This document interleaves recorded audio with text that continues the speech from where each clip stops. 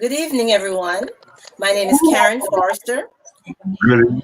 Welcome to Caribbean Feedback, where we have very informal discussions about very important topics that affect all our lives. We have several guests today who are all educators in one way or another. We have a very active panel here, and I would like you to, from bottom left, Miss Fania Desinord, start with her to give me a quick synopsis of who she is and what she does, and we'll go around in the panel. Good evening, everyone. My name is Miss Desnord. I am a special educator and I have been teaching for 5 years now. So this is year 5 for me. I have a very extensive background. I teach in special education, but my students are mainstream. So they do receive the general education curriculum with their IEP. So, and I'm also a mentor to over 100 students at my current school, and that's pretty much about me. Fantastic. Mr. Gerard Clark.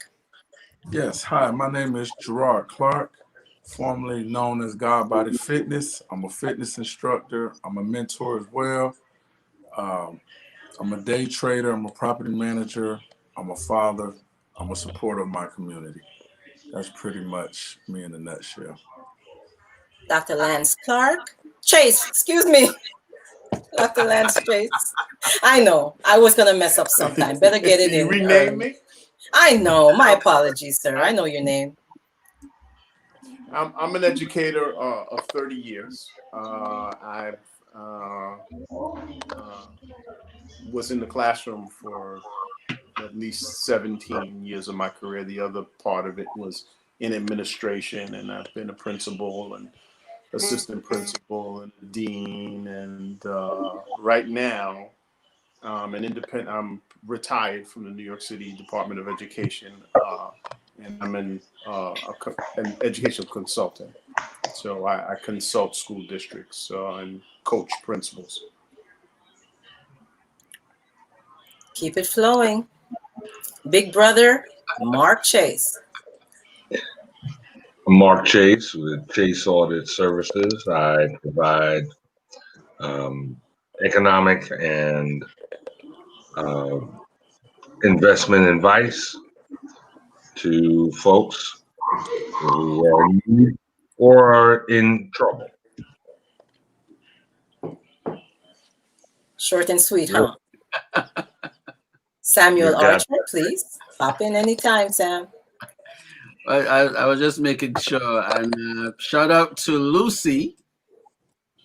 Lucy's saying good night, everyone. Good night, Lucy. Our regular folks. Love, love, love. And we also have Sherry Ann. Good night to the Caribbean Feedback team. Thank you. Thank you. Thanks for tuning in. And I am Sam Archer, the one and only. All the other Sam Archers imitations, after me, they broke them all. So I'm part of the regular crew, and I want to welcome our esteemed panel tonight. And I hail from Musilog.com. And Musilog.com is an online publication where entertainment, culture, music, entertainment, and culture lives. And I am the recent author of the book Hybrid Executive, and this is what it looks like. And it's great for up and coming artists that are hoping to jump into the game of the music industry. And I had to bring on my friend, Miss Dr. Barnes there, because we were about to do that fun thing that we normally do. Allow her to introduce herself. Dr. Judith Barnes, by all means, welcome. Thank you. Hello, all. I am a mental health therapist, Christian mental health therapist. I work presently as a paraprofessional with special needs children in the school system in Gwinnett County in Georgia. I'm an artist, painting pictures, and an author, and all that good stuff. But most of all, I'm excited. It's been a beautiful day. I'd like to add something to this. Before you all run away, tonight's episode.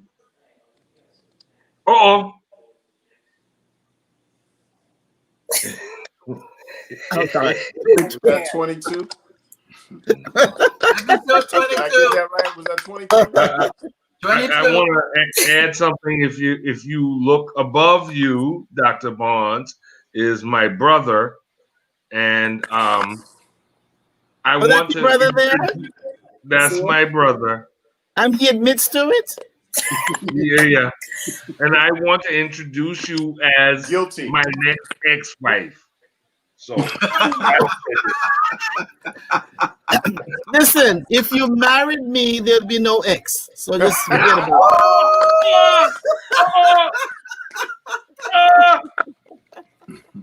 Okay. All Whoa. right. All right, people. Sparks are flying. Okay. Curtis Henry, otherwise known as Dr. Henry, as his sobriquet, as he'll describe it, could not be here tonight.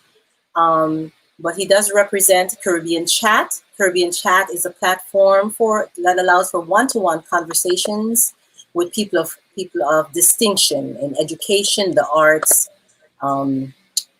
in music, all the different genres. Caribbean Chat can be found on YouTube and IG. Well, hello there. Hello, good She evening. who said I cannot make it tonight pops in. Yes. Hi, everyone.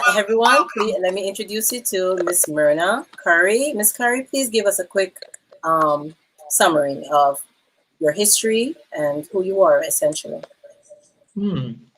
Well, I'm Myrna Lloyd Curry, born to Ivan and Miriam Curry in Ulster Springs, Trelawney. I am many years old now to be your grandparent. You know what? I can't. I was raised in Ulster Spring, went to Kingston. I'm a teacher. I've been teaching the grass and the veranda rail for many days and teach children and adults. I have been here since the Lord called me to Fort Lauderdale to help him. So I'm here. This is my 30th year living in Fort Lauderdale. All right. In my city of mission. I love it. I am leading in some children's ministry through the church, and I do ministry from home, from my phone. Wow. And in prayer, and just came back from telling the Christmas story for in a ministry that I helped to start at a street church. So, welcome. Well, I love birthdays and I love to celebrate. Welcome. Yeah, thank you so much. Now, as I stated before, my name is Karin Forrester. I represent Bantu Creations. Bantu Creations offers beautifully made, African-inspired, lightweight, handcrafted, one-of-a-kind earrings in some amazing shapes, colors, and sizes. Bantu Creations can be found on IG and Facebook as Bantu Creations. Now, I wanted to start off the show by thanking everyone for being here. I really appreciate everyone for showing up. I entitled this show tonight, Give a Little More Than You Take. And the theme came from a song that I heard sung beautifully at a memorial service for Toots Maytal. The words were absolutely gorgeous, and I just fell in love with it, and I think it's most appropriate. I have 3 little boys at home who have not had access to their school, teachers, or classmates since COVID-19 restrictions were implemented. They've been homebound. Their entire sense of normalcy, their socialization has been altered. Now, they have each other, but I still have to wonder, it led me to wonder how other children, especially those without siblings or same age family members, are coping. We've made far too many assumptions about the physical and emotional health of our children. We have been unwilling participants in the socio-political changes in the last 9 months. And I think we've become a little myopic, a little nearsighted. And the near future promises even more traumatizing effects. Now, we as a nation are being told what to do, where to go, how to dress to enter all places. That may be new for some of the population, but for people of color are all too familiar with restrictions. We will be told very soon our bodies are not our own when we're mandated by law to be vaccinated.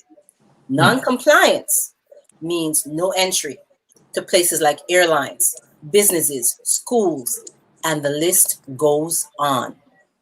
Our guest panelists today are serving children in one way or another in the communities and have served them for many years. And I wanted to get people together so that we could have a better idea of what's happening with our children as we speak. Anyone, please. Anybody? What? In response Do they to look that, healthy? Do they look healthy? I'll put it out there if you don't want to start the conversation. Well, I well, work with special needs children, and we're very constrained. The special needs that I work are severe, the ones that I work with. So we're in a classroom that basically we very rarely leave. There are no windows in there. So we don't even know if it's snowing or raining or whatever. Usually we depend on somebody else to go check the weather and let us know what's going on. And these children, they need help to go to the bathroom. They need help for everything. So we have 3 online that we're doing virtual with and 2 in the classroom. And so for them, they don't speak. They're nonverbal.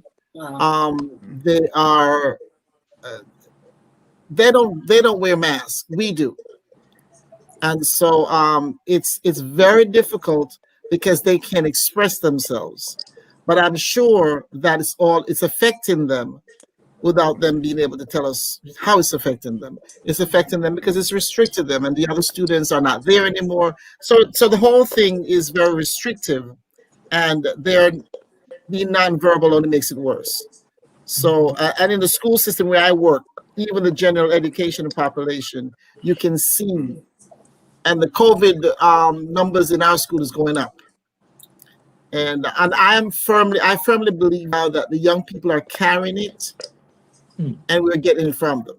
I believe they're carriers, and we're just getting from them. And so it's children. One child that I work with, he's an autism 4, which is a little bit high functioning than the others. And so I talked to him by phone, and he's now going for counseling. He had a history of depression before. The depression has gotten worse. He's failing every class. Part of that is personality issues. He's got some personality stuff going on, some issues with his father, not having heard from his father for about 5 years. So all of that combined with this, he has to stay home. He has an asthma problem. He's afraid to come to school. His mother is afraid to send him to school because his grandmother in her 70s lives with them. So they're afraid to make her sick. So it's rough.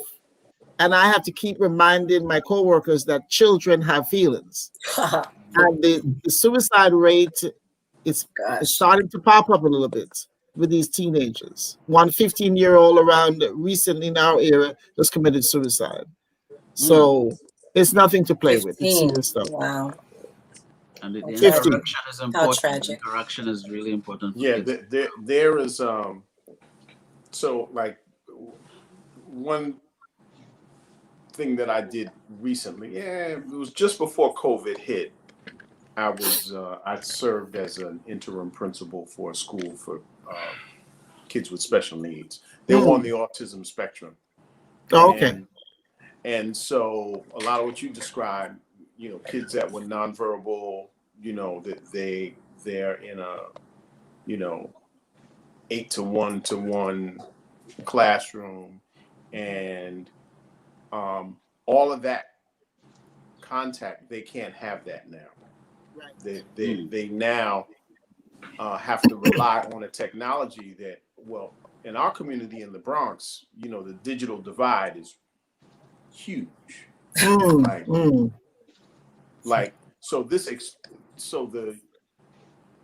What this has done is it's exposed it on a very high level. You know, Mm. I worked with high school kids that were incarcerated. They're not getting any instruction. Oh, wow. The adolescents that are mandated to have instruction, 80% of whom are Black and Hispanic, all within the Caribbean diaspora. This is New York City, so you already know what it is, right? And they're not getting anything right now. In fact, the only thing they're getting is COVID. Oh dear. Mm. Mm. They're not getting instruction. They're getting the disease.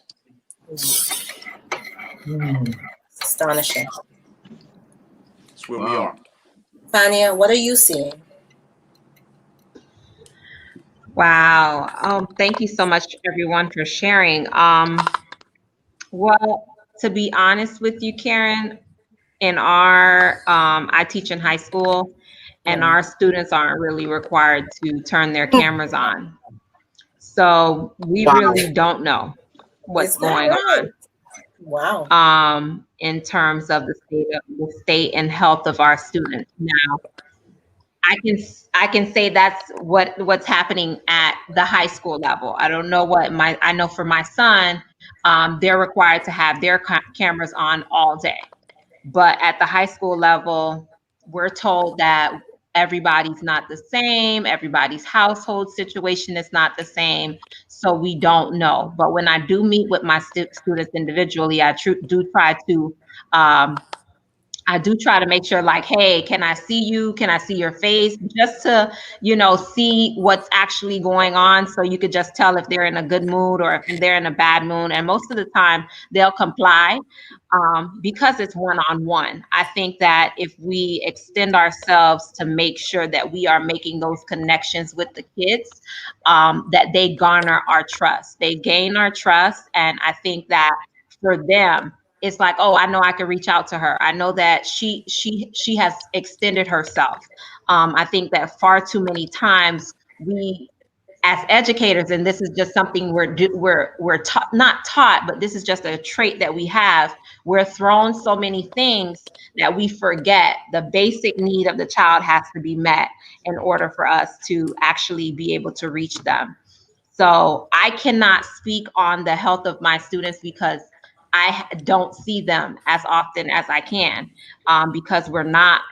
I mean, just recently, I think right when we got back from Thanksgiving break, the teachers were required to have the students just have their cameras on for attendance purposes.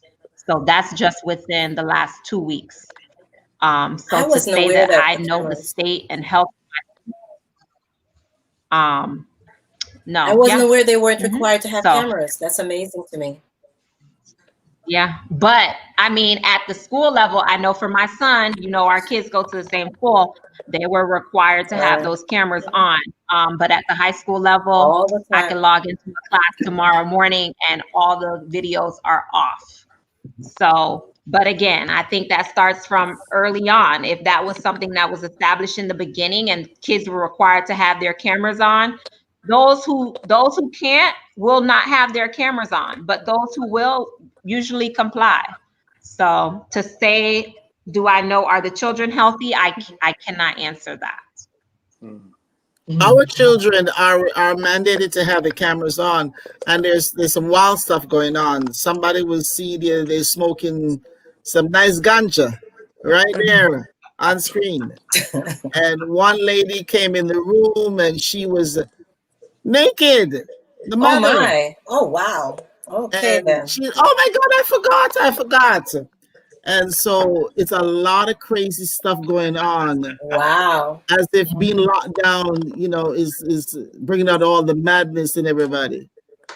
So May it's I serious stuff. ask a question? I'd like to ask a question of Jared, who is not an educator, but he's a mentor. What are you seeing? What do you see? Because you're outside of the milieu, and you're basically looking at young men, young women, whoever, or who are not in the educational system. What do you see? Well, that's a good point there. What I see is just as we're talking about that they're not healthy. Maybe physically, but maybe not physically because they're not getting the proper vitamins and minerals that they need to sustain themselves. One thing I do know is mentally affects physically, and physically affects the mental. And what I see with the kids with this homeschool is that it was hard enough trying to get them focused while they are in the classroom. Now they're not in the classroom, and everyone is not fortunate to have each of their children in separate rooms or segregated. So it makes it very difficult. A lot of parents, especially Black parents, don't have the luxury of staying home monitoring their children every single day. So what is it developing for the future? Because I look for the future. We're going to develop a whole bunch of a generation of employees, because that is the system, send our kids to school so they can be good employees. And I understand we need employees to run the economy, but I think we need a little bit something more than that for our generation to get to where all of us think we need to be. So I think something needs to give on this homeschool, because they're barely focused while they're in regular school. And then they have something else in the school. I wanted to ask you about. Your name is again, the educator? Which one? Miss Desnord. I know she came in as Miss D, but she changed it. Fania? That's me, Miss D. Okay, so my question was, like, what is the future with the homeschool? Because it's like, my question was, they got something called No Kids Left Behind. And kids, I think, manipulate that, because it's no like, it's one concept saying, hey, no kids left behind. I don't really have to do anything in class. It's no longer called that. It's no longer called, I believe it's called Every Student. And Dr. Lance, I think you can help me out here. ESSA. Yeah, so that you alluded to some old, like, bad legislation that has been renamed into something else that doesn't really like the road to hell is paved with good intentions. Like, they really tried to have a good make mission sure statement that schools were accountable for kids of color scoring higher on tests, and any educator will tell you that it was just a bunch of garbage. And what it ended up doing was it ended up allowing public schools to be punished by the state, and closed, and replaced with corporatized charter schools that come in and so there was profiteering, right? Because they do generate money by that. And listen, so we on Caribbean Chat, a whole heap of kids got left behind. A lot of money. All right. I want to go ahead and chime in really quick. Well, I'm sorry, what? I wanted to go ahead and chime in on a couple of points that Mr. Jarrett made. Get left behind in this whole thing. To say that we have not been able to succeed in this homeschool modality, I will say that we can't even compare the two, because homeschool and the education that these kids are receiving is not the same. We have not altered, or we have not accommodated public education to mirror homeschool. Most homeschool is up to 4 hours a day that they receive instruction, up to 4 hours. Right. So we have done it we're doing it in 6 hours. I will tell you, and just based on observation, I will say that my son receives about most of his instruction in 3 to 4 hours. And the rest of the 2 hours is chaos. and he's at home while I'm at work. So I will just say that there has not been any adaptation to public school versus homeschool. So I don't think that we can compare the two. And then I think that you made a good point. It just puts the spotlight on our families, African American families, and the African American families being weak. We're not strong, and we lack a lot of resources that we need to be able to for our children to succeed in the public education. This is just bringing to the forefront a lot of the issues that we have. Many schools go without social workers. Many schools have one social worker for 5 different schools. We're talking about, and like you said, No Child Left Behind. We're looking at a system that has been designed to dismantle public education at the cost of African American students. Our children. Because what are our children going to grow up to be? Like, even if they get a degree, you're not going to be good at it because you didn't really pay attention in school. Right. Or they didn't get the proper education. I'm going to throw some old man stuff in here. And I know my brother's going to disagree with me. No Child Left Behind is because he behind never get licked. Different conversation, Mark. We're not gonna go there. We're not gonna go there. Different conversation. Let's leave the corporal punishment out. Yeah. See, because she's a mandated my reporter. grandfather's She's thing. a what? She's a mandated reporter. So Oh yes. We have to watch it. Well, we Yeah. When you came into the house, when we were kids, and you walk to the front door, my grandfather would say, "Open the door." How do you spell hippopotamus? Yes. Yeah. Be able to spell. But we are growing with the times. You're talking about millennials. What's happening is that we're on a train and the train is accelerating. We have to adapt to what the kids are, how they're being taught, how they learn, and how these parents are receiving it. Most of the time we've gone away from 2-parent households. Most households are now 1 parent. So a lot of it is, and then grandmothers are like in their 30s, 40s. So we're not getting that 60s, 70s, Why is everybody laughing? Why is everybody laughing when she says that? Grandmothers in their 30s. Oh, Lord. Just being honest. Hey, Before we run away too far, listen, I was saying that one time. Bring us back, Sam. Bring us back. Hey, Karen, I have a friend of mine. He's like maybe 42, and he's a granddad. I'm like, you're the coolest granddad ever. Exactly. You're the coolest. 42, you're the coolest granddad. Yes, Sam.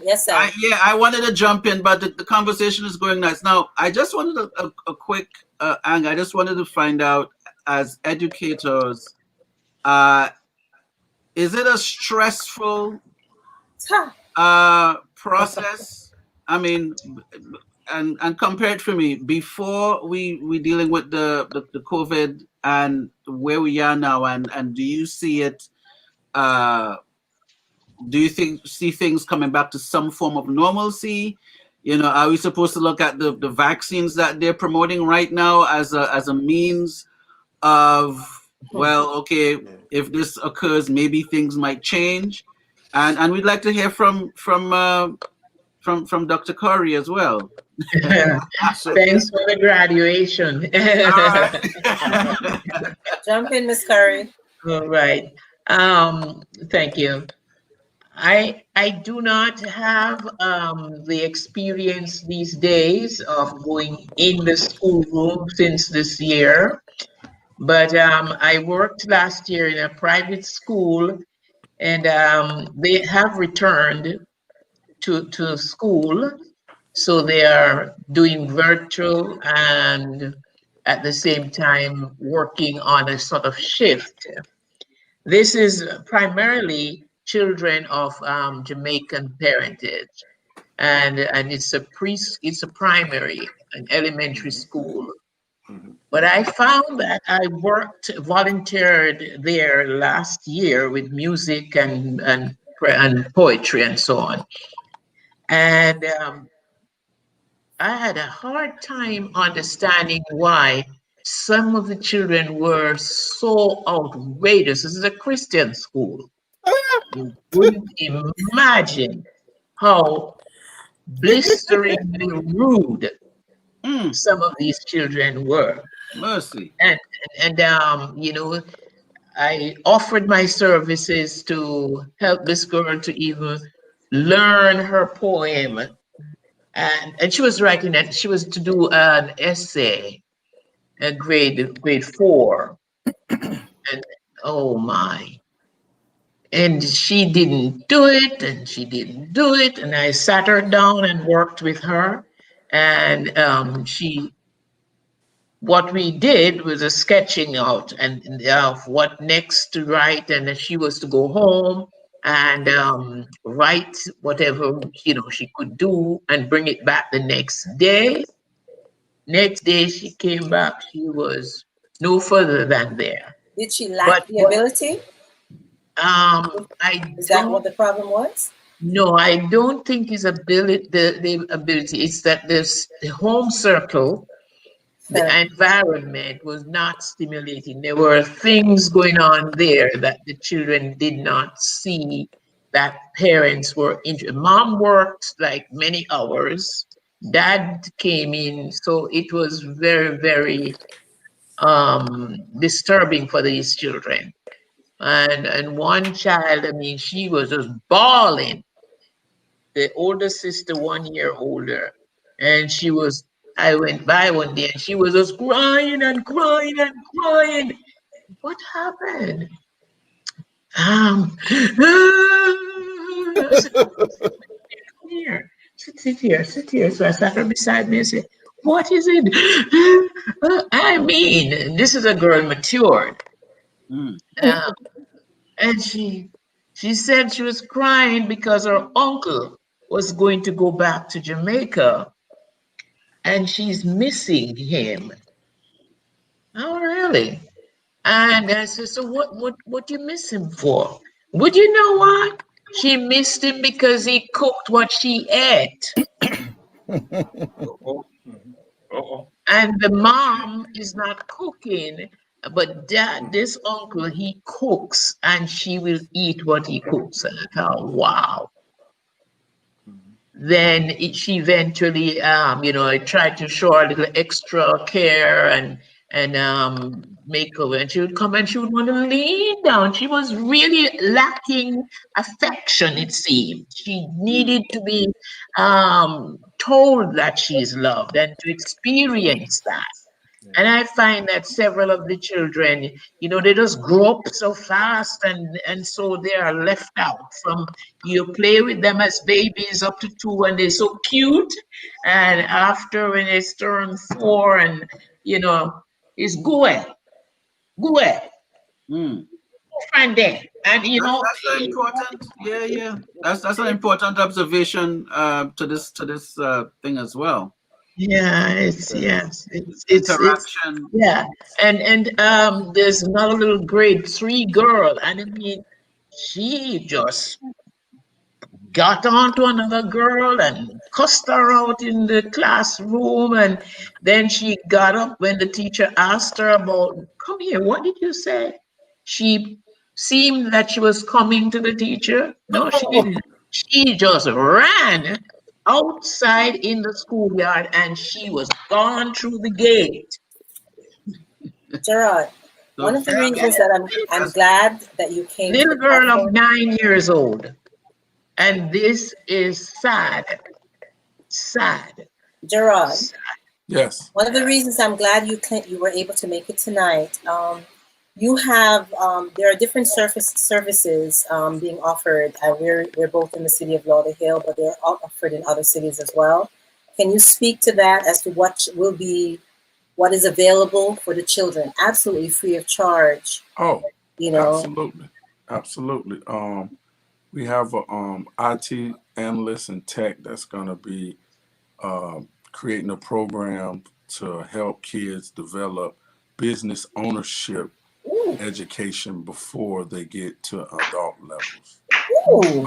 We're also, I'm a silver sneaker certification, so we're teaching elderlies to, get up and be active, because that's important. One thing about being a fitness instructor, I know that part of fitness is, it's one side of the coin that you want to look good, but there's another side of the coin that you're doing it for longevity purposes. Amen. And that's what we want to promote, because big muscles don't keep you living long.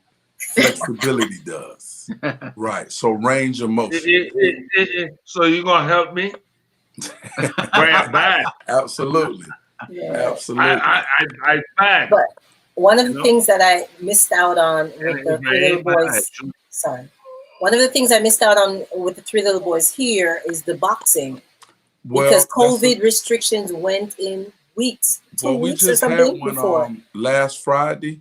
It was called an event, Guns Down, Gloves Up, and I participated. So we were boxing and self-defense, and that's something else that my company provides for the city, is that no more bullying. So I provide self-defense techniques for children.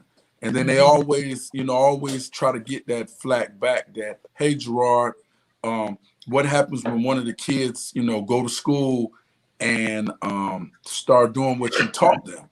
Well, I only teach self-defense. I don't teach kids how to strike other kids.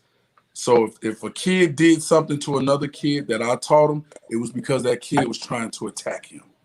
And I taught him self-defense, how to protect himself. I think that's essential. Absolutely essential. Especially for boys. Where are you, Where are you located?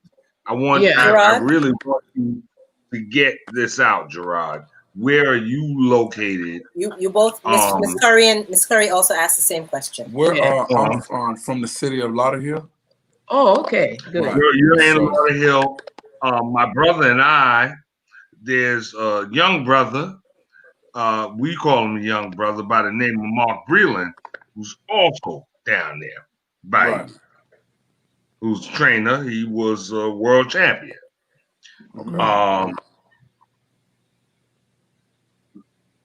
Let's put it out there. We had a success last Friday. It was called Guns Down, Gloves Up. So it was a success. But how was that managed? We're not talking about virtual. We're talking the children who are actually in front of you. Excuse me? Were you in physical proximity to the children, or was this a virtual? Oh, no. People came out, like kids, the parents. But, it is COVID. So even though, like the city, they're slowly but surely, but as you know, Karin, they're not opening their facilities. And I know. When they do, no one's running in to do a fitness class. Scared. Right. So rightfully it's still kind of shaky. Rightfully so. A lot of people say, well, we'll wait for this epidemic to go away. Well, I don't think it's going away soon. So we still got to get up and do something, is what I'm saying. Don't wait for that to go away. We got to be proactive. Gerard, are you there? Sorry. Are you there Monday through Friday or Saturday when? What, for the city? Your we're in Lauderhill. Your program Monday through Saturday? Well, no. My program is scheduled through the city schedule. I'm contracted. Like, I'm not an employee of the city, but I am contracted. My company is. So since COVID hit, like, the kids haven't been doing nothing after school. So I'm not training the kids Monday through Friday because they're not at the after school program for the city. Right. So when they go to school, after school, that's when I teach them. I train them. One day we'll swim. One day we'll do boxing. The next day I'll just teach them fitness mentally. I'll talk about how to get fit, how to drink water, what's important about vitamins, certain foods you got to eat if you want to get healthy and fit. Right. So that kind of put to a whole. I am a personal trainer, so I do, pick and choose personal clients, but I don't, I'm not fearful of the corona, but I am protective. Like, I don't want to be dealing with a whole lot of people. Yes. Stuff like it can happen to anybody, right? And I've been blessed and highly favored not to come in contact with any. Right. So I don't want to keep that, and then I don't want to get a bunch of kids together, and then all of a sudden COVID breaks out.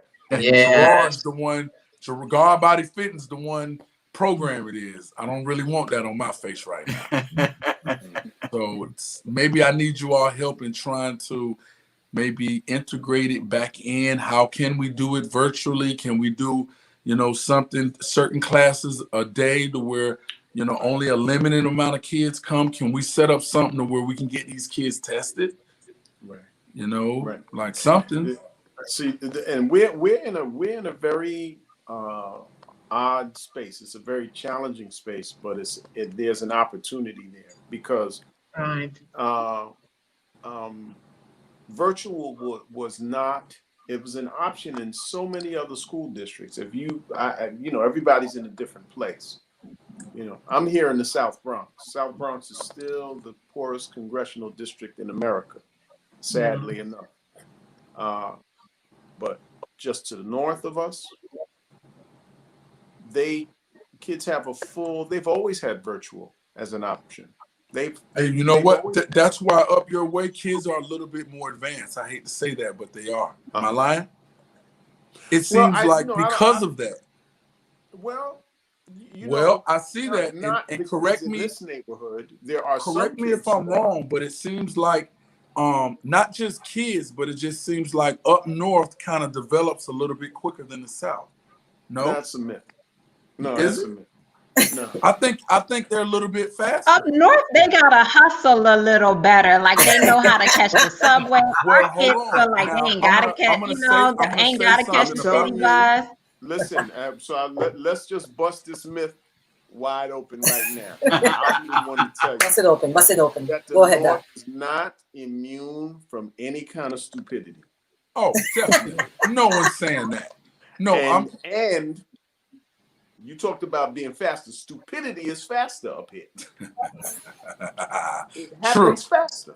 Well, it just seems like people from north seem to develop quicker in the South than the South. And what I mean by that is a man seems like up north when he's, let's say, 21, it's like he's off to being a man. It seems like a man down here, 21, is still like a jitterbug a little bit. Oh, well, that's corruption. That's I mean, it just seems Let me chime in a little bit on that. Let me chime in a little bit on that because I think like this being like grimy and worldly and that kind of thing. Go ahead, Tanya. I travel a lot. That's why I say that. Like it's like I see things different when I go to different places. Go ahead, Tanya. I've noticed because I have students who come from the north down here, when their parents like decide to move from New York. Right. And I've noticed that they just have a little bit more with it. I wouldn't say that I can't, like, I'll put them together and be like, okay, yeah, you can see where it lacks. But I think like because in New York you gotta know how to do certain things. You gotta know how to get on the subway. You gotta know how to get here. You gotta know how to get there. In South Florida, we don't gotta do that because people not catching city buses anymore. You understand? So it's kind of like one of those things. They have to know how to, look at a map and know where they going, or get on the A train or the B train. You have to pay attention a little bit more too. It's a lot more going on. Okay. Yeah. There is, That's certainly a difference. I'm going to interrupt here and say people who have grown up in Brooklyn, in the Bronx, like me and my brother, we're ratchet. We're from the Lower East Side of Manhattan. And at the end of the day, our head is on a swivel. We ain't right, but you ain't taking us out. Okay, true. That's something that doesn't happen in other parts of the country. It just doesn't. It simply doesn't. I would think that. Sorry. Go ahead, Ms. Karin. Yeah, I would think that we're thinking about the skills, the social skills that are expected of the man and of the woman in the different parts of the country. And if you don't need to dig yam and plant cocoa, then you would not learn how to do the yam Okay. hill. And I could speak about cutting a banana because I grew up knowing how to do it. So Right. that the experiences we need is, and it may not be practiced in the family or in the community. So we have to give space for those differences. I find that our young men, I have a godson that one of the problems I find I have had to deal with over. I met him when he was 9 years old. He lived across from me. And there was an incident in which he was in a very serious predicament. So, with his mom and her boyfriend, I was unable to have him as my godson and to take him to church and so on, to do sports with. And many, we had like about 3 or 4 men who were interested in helping this young man mature. They stood up, as I said, he does not know how to pee as a man, and he won't know how to walk or whistle unless a man steps in and helps him. So these brothers from our congregation stepped in as men. One of them came from plantation way out and came here to my house, sat him down with me, and drafted a contract with which he would pay him X amount per week. What do you need for your pocket money? And he gave, they had a $15 per week. And what he would do is um, put the trash can straight, and if anything in the yard, you pick it up and sweep the patio twice per week. That's it, $15. And he was helping him to understand, okay, and I will buy your gears for your football games, and I'll come to see you play and all of that. But what I want you to do is give back $5 each week out of that, so you learn to pay for something. And we contracted how we would keep. He had to get the money from me, write his receipt. I give him a receipt. He signed for it. He get his money, and then he decided he would take it to his mom and help out. And he was helping out. The young man just dropped the job. Just dropped the job. Dropped, and it just didn't turn up for his money. I had the money, and he just didn't turn up. And I thought, what? Dr. Judith, did you want to comment on something? Everything that everybody's saying, I'm paying attention and it's all relevant, but I always have to go back to source and the family. All of this stuff that we're talking about has its place and it has great meaning. But the bottom line is that we have, to some extent, I think we have given up on the family. I think that because people feel that because you are a mother and there's no husband around, there's no male, that's, well, you're less than and you can't raise. Now, I cannot teach my son. I have never tried to teach him what a father should teach him. But with the help of God, my son is still turning out to be a fairly decent human being. Amen. And smart. Amen. Business-wise. But I knew I could not teach him what a man needs to teach. I know that. And I never tried to do that. But like I said, my reliance on God has made a big difference in my son's life and my life. But I'm going to say this. I have tried, the church. I used to attend this church here locally. And one day, one of the members asked me to counsel her granddaughter. I said, okay, please understand, if I counsel your granddaughter, I'm going to have to counsel you because she lives with you. And right away, she got a little perturbed. She was like, oh, me? I said, yeah. I said, I'm going to counsel her mother too. Yeah. She said, but I said, listen, there's no sense in trying to fix a child, and I can't fix anybody, but I can guide. There's no sense in doing this if the child's going to come back home to the same craziness, because the craziness from the adults has contributed to the craziness in the child. Yeah. So until, this is my feeling, especially for Black folks.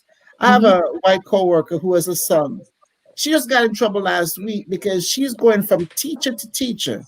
trying to get everything she needs for him to pass the gateway test. Mhm. She's actually asking the questions that's going to be on the gateway test. Also, my attitude is, why don't you just take the test for him? And she wanted me to bring him to my house for a weekend to straighten him out. I said, let me explain this to you. I'm good, but I'm not very good by myself. God helps me with this stuff. And the bottom line is his father is there. Let his father take charge. First of all, you're insulting his father to ask me to fix him. I can't fix him. Yeah. Amen. But what she has done, she continues to go from teacher to teacher, asking questions, trying to get until the assistant principal has now called her on it and said, you need to stay in your classroom and do your job. And I've been telling her for the better part of 2-3 years, let your son fail if he needs to fail. Yes. Because if you keep fixing it for him now, what's going to happen later on when he leaves home? So we have this issue of family being out of order. And that's what all of this is derived from. Is that, Jared spoke about, doing these things with these young men, and that's admirable, it's wonderful. But they got to go back home. And the young man, though he was getting paid, he disappeared. Because the basic needs that we have cannot be met maybe once every 2 weeks or once every weekend or whatever. We need continuity of care. And we're not getting in the homes. And I'm telling them, and I've been beseeching women for years. And I mean this sincerely as I say it, and I'll say it again and again. I get in a lot of trouble all the time. I believe in what John Lewis said. I get into good trouble, even though it looks bad most of the time. The bottom line is that until women, and I lay it up at our feet, until we make a decision not to occasion men in our lives and have them come and go as they please, this crap will not stop. Because a child is better off having a consistent mother who makes mistakes and is imperfect like I am, but they're working at something. And somebody dropping in, dropping out, that nonsense has caused more chaos. And happening in the homes now with this virtual, they have people in the homes who are not their parents sitting there, and they can't handle. I'm going to make a point. First of all, Dr. Judith, if you marry me, then there won't be, it's pure good trouble. I told you. I've been telling you this. I agree with you. It will be very good trouble. Dr. Lance. Dr. Lance. Dr. Lance. Listen to you listen. Dr. Lance. If you marry my brother, that's when the trouble begins.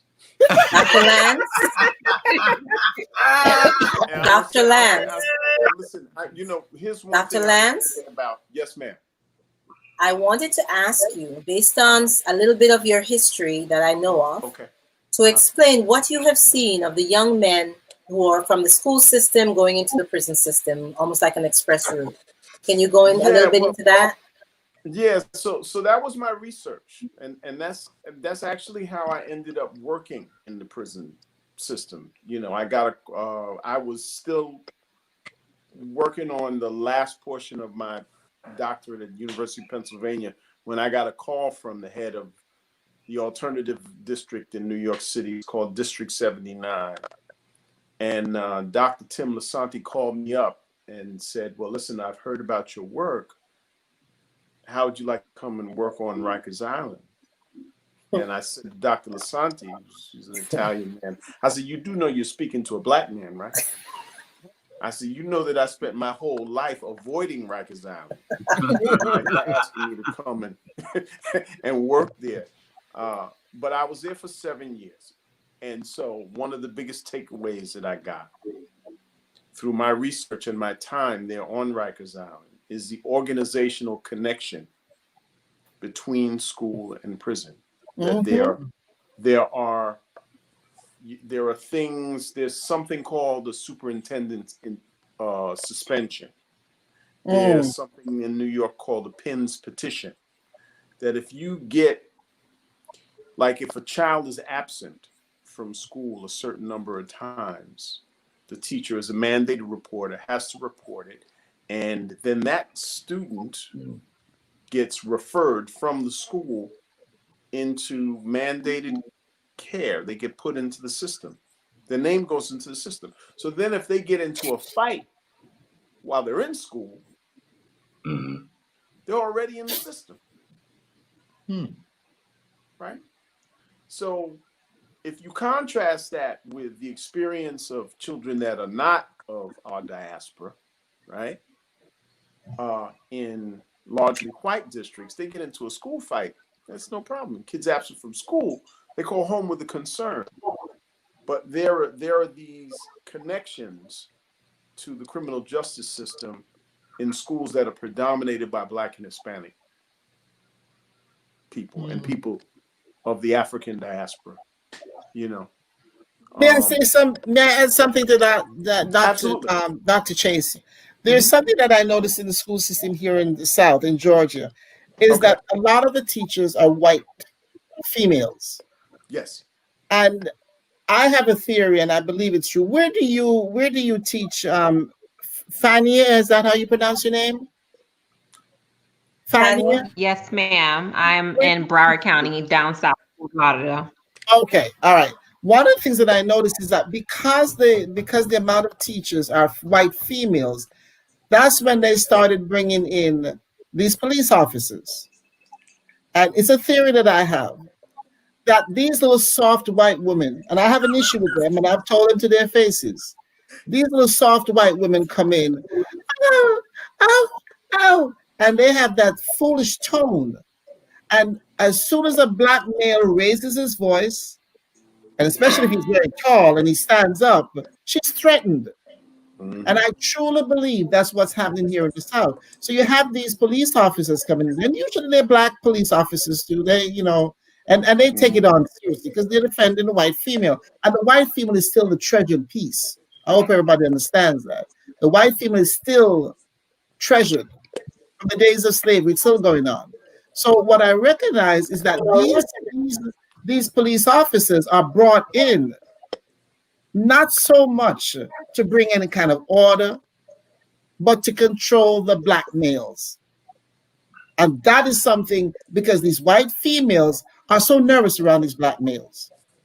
And that's something that I don't know when it's going to change and what's going to happen, but that's a serious issue right here in the South, is that these white females, because they're so special, and I told this white coworker, I said, white women still feel that they're superior to Black women, and you all need to get over that stuff. But the Black females are expected to manage, while the white females are very delicate. And that's how a lot of these young, like you said, the system is set up. So they have their names. And by the time they do something or say something, the white teacher gets nervous, she calls the cops in, and the next thing you know, this kid's got a record. What I have a problem with our children, our Black children, is when do we get the message so we stop falling into the trap? That's my question. When do we get the message?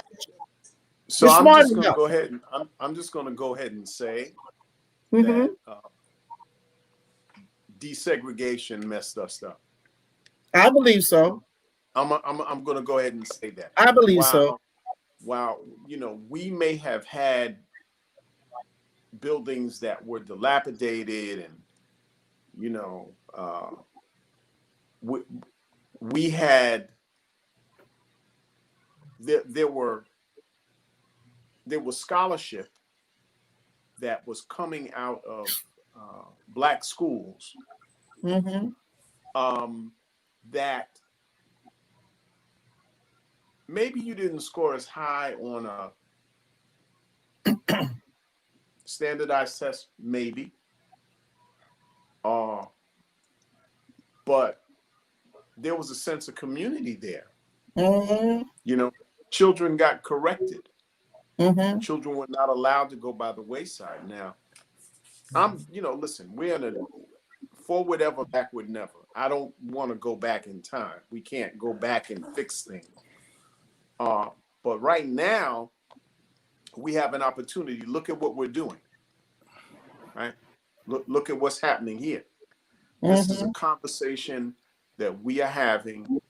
It's not dependent upon a building. It's not dependent upon government subsidy. It's powerful. We've pulled people of like mind and purpose together. Schools can get patched together in the same way. You just have to reimagine the content, think about the bandwidth of the children, you know, and be creative. That's what we've always done. That's how we came. That's how jazz and soca got created, you know. Okay. And I'd like to. that's the space that we're in now. I'd like to interject just briefly. I know Gerard has to leave a little early. I just wanted, and he's and he's popping in and out. I have Gerard, a question for Gerard before he goes, though. One moment, Dr. Chase. Gerard, I just wanted to pose a question to you for you to be able to close out a little bit better. One question I wanted to ask each panelist was, what is one thing you would like to pass on to every child? Gerard.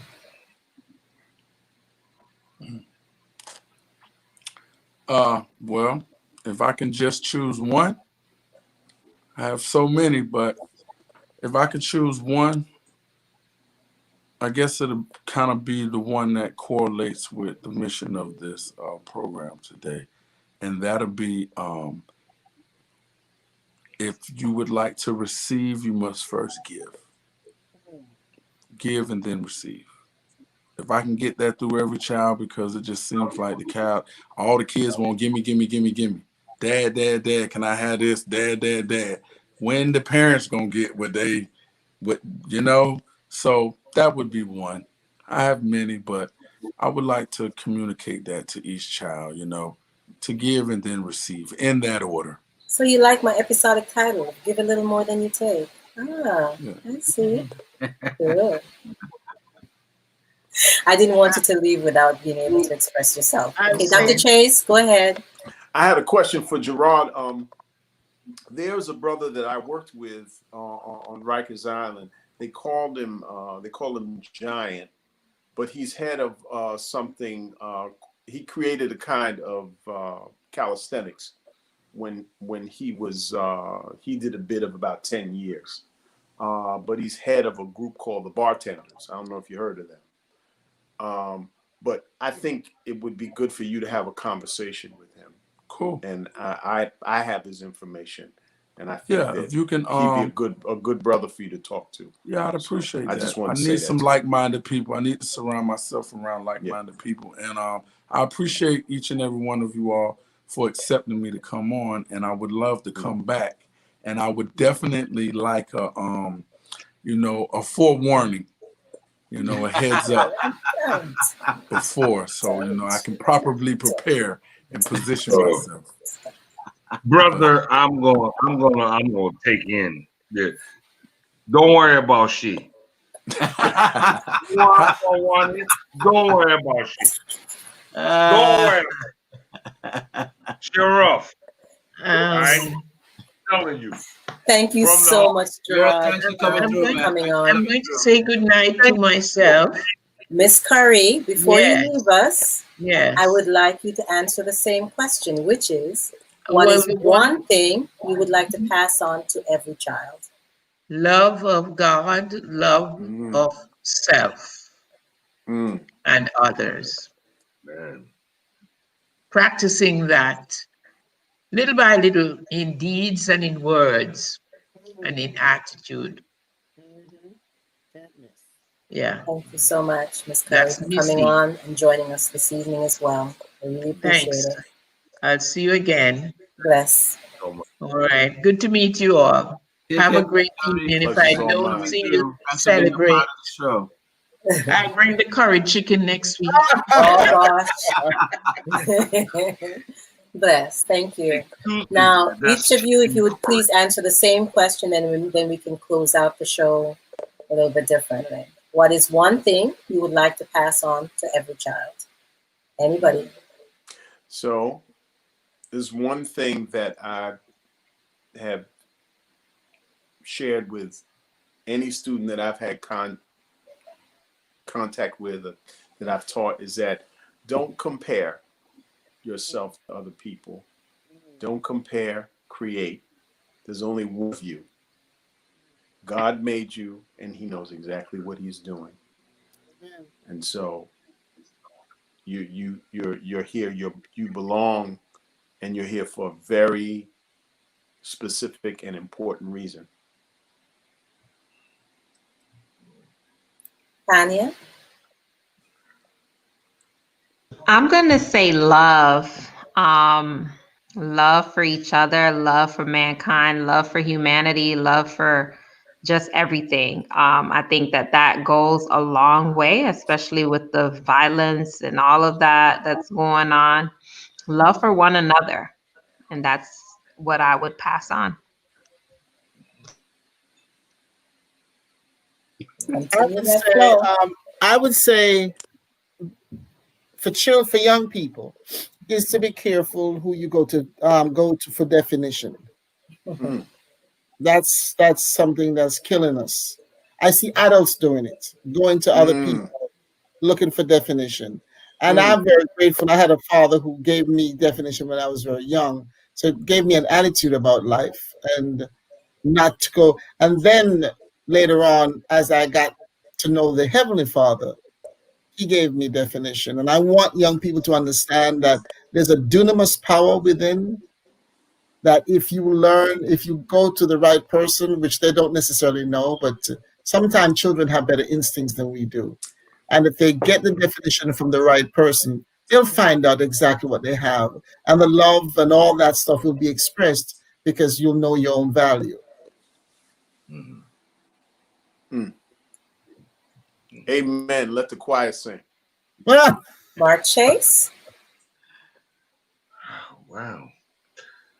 There's not a lot for me to put together here. There really isn't. This is our diaspora.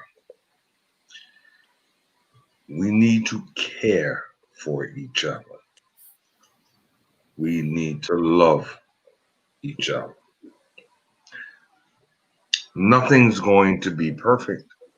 Nothing's going to be exact. Let us watch.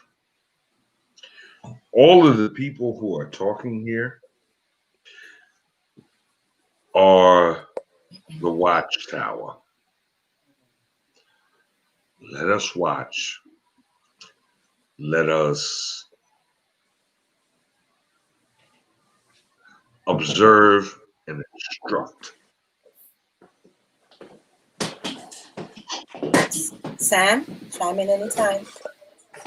I had to be sure he was Finished. I had to be sure he was wrapping up. Well, I always love to take in what our guests bring to the table. So it's also like a learning. I'm somewhat in class as well, and this was a very edifying subject and an edifying episode. Now I'm seeing Lucy is giving her points, so let me put her on. She's in the chat there, and she says, "As parents, if we do better, our children will do better." So we definitely want to receive that. Sherry Ann said, "Love for God and man is essential." And we want to definitely thank Lucy. Lucy has been really a strong supporter. We want to definitely shout her out. Thank you for your support. We appreciate you. Thank you, Lucy. Sherry Ann Sylvester, thank you for Lucy. support, especially keep it. At least they're the two that keep our chats alive during the episode. But what I want to leave for the kids is the idea of being able to think and be confident with your thinking. A lot of our kids, they have the ability to think, but they're not confident with their thinking. It's sort of like they think, but they're not sure. And and as teachers, a lot of times we have to push them through the door of, yes, you can do it. I believe in you. You can make it happen. And I want to just, because we had love and respect for God and all those powerful, positive pointers. So I'll just go with the pointer of, think for yourself and be confident in your thinking. The underlying theme for this show was taken from a movie, from a quote I heard in a movie called The Atlantics, which posed the question, as the past possesses the present, what becomes of the future? Anybody? Can you say that again? As the past possesses the present, what becomes of the future?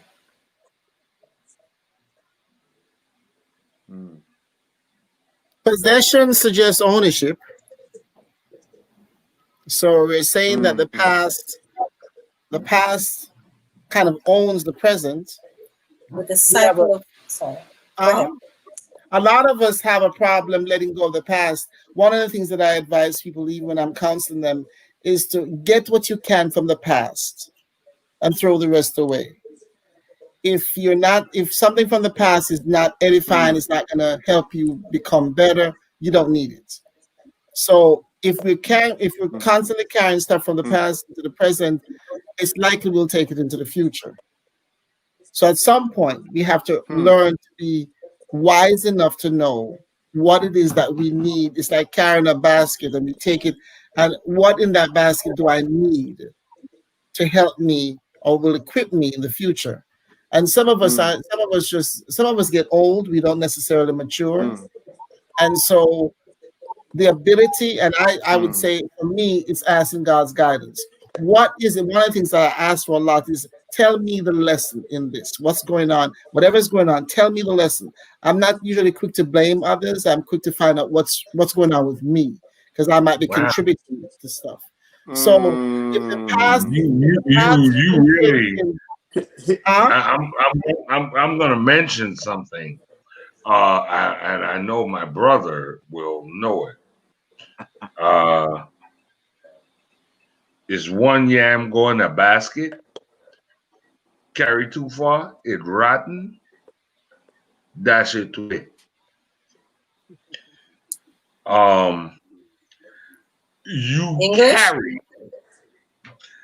If you carry something with you and it rots, you gotta go. You gotta go. Yeah.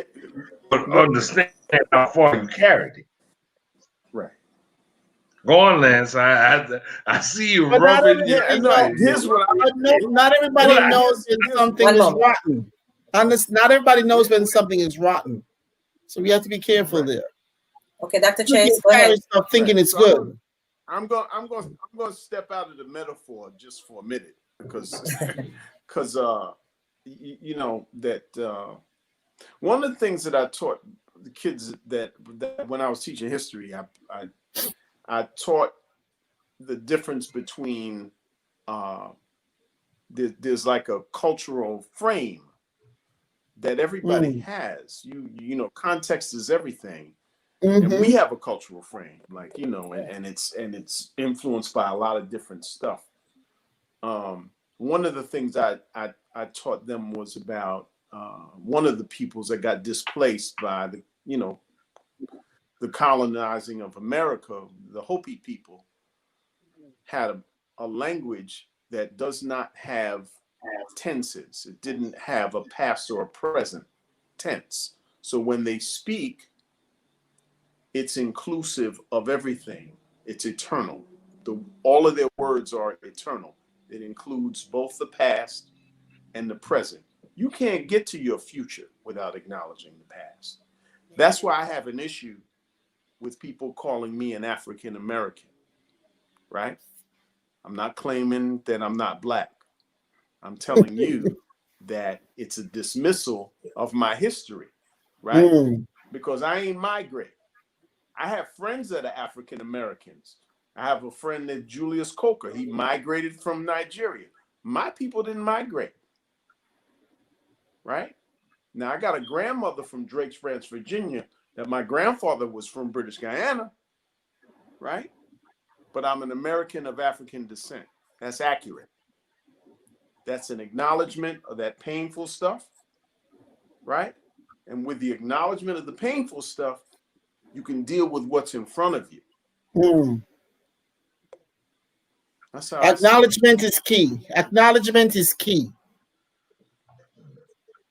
One It's what second. I gives want me to the interject muscles real to quick. grapple with the stuff I got to deal with. You see, because if I know what's in front of me, then I know how I can lay my hands on.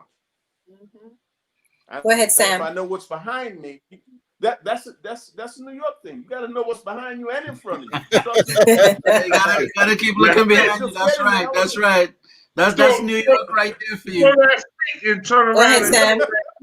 I just wanted to interject that we have a comment from Caribbean Chat, which is our guest who couldn't be with us tonight, or actually one of our hosts who couldn't be with us tonight. He says here, when you work, when you play, know the difference. Never ever confuse the two. So that's coming from Mr. Curtis Henry. Thanks for weighing in your point, my brother. We miss you tonight. Look forward to you being on with us next week. Go ahead, Karen. Okay. Anybody else wanted to chime in on that? I was hearing a comment. Mark, you good? I'm good, baby. All right.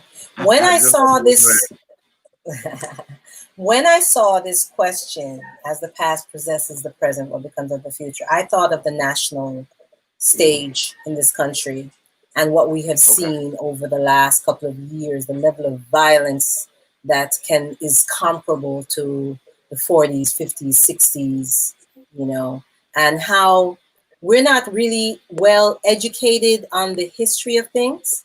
There's some of us that are, but for the millennials, let's put it that way, they're not equipped. So that's where I thought of, like, how can they deal with the legacy of violence that we're seeing now? That's the group that I thought about, Yeah. because I too am not accustomed. When I talk to my children. My children are adults, right? And I talk to them, and they were raised in a culture of escape. That escape is a viable American industry, and it's a part of the American culture. Is to avoid. We come from a very difficult and complicated past, and they don't want to do. My kids were born with my brother and I were talking about this the other day. It's like my son, when he was a little boy, saw a black president. That was a joke. When I was a kid, that was a barbershop joke. Yeah, nigga, all right, and I'm the president.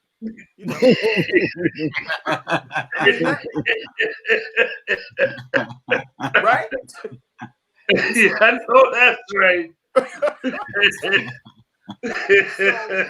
Different time. It's a different time. Right. So some of them grew up with the myth of a post-racial society. That was in the water and in the air when they were kids. And now they're seeing all of this and they're like, oh my God, what's happening? Right? Exactly. This is America. Yeah. It's what it is. I'm going to chime in really quick and just say that I want to say it's been the birth of social media, I think, that has also created a spotlight for what's actually going on, because I think, what was it, 2012 with the Trayvon Martin case? I think that in this era right now, had that case been tried in like a post social media era, that probably would have been a conviction, right? because of all the, all that is going on with social media. So I think that it goes back to say, that our home base, we like Dr. Judith said, the source, like even if we don't teach our kids everything about our history and our past, we teach them enough for them to be able to go out and actually, just be able to function in society, and to know that while we live here, we are still considered, we are still considered a threat, to some extent.